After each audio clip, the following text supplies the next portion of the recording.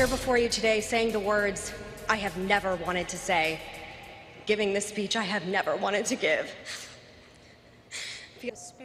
A daughter in pain joins the country in paying tribute to an American patriot and political maverick, John McCain. Good evening, I'm Suzanne Marquez. And I'm Peter Dowd. People from Washington, D.C. to right here in Southern California are remembering the Arizona senator. CBS 2's Joy Benedict spoke with people who watched and were moved by today's funeral in the nation's capital. Oh, Danny boy. We come to celebrate an extraordinary man.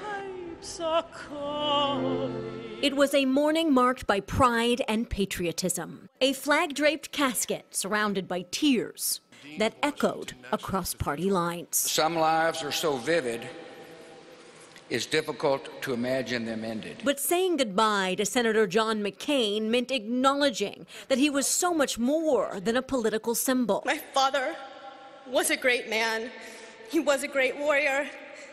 He was a great American. And it wasn't just Washington watching.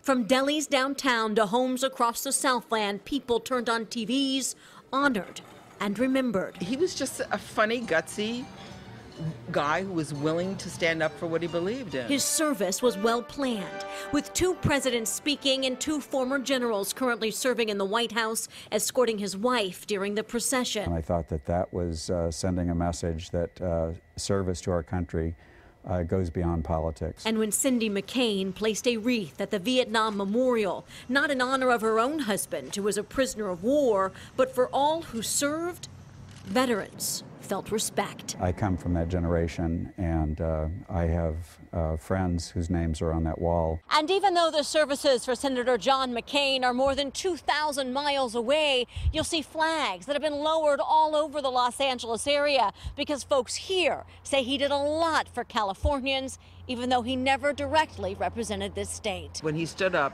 and said no to the health bill, that's what endeared him for the rest of my life. There were no sides of the aisle this morning, and he reminded us of how it could be. A final statement?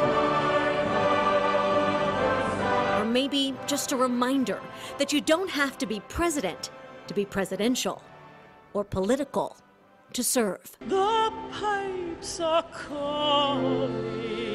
You just have to put country first. May God bless John McCain. May God bless this country he served so well. Joy Benedict, CBS 2 News. John McCain's widow, Cindy, tweeted after the service, "Today we lost our hero, our friend, our mentor, our father, our grandfather, our husband. Together we mourn and together we go on." And she included a picture of her family with their hands over their heart and saluting. So touching.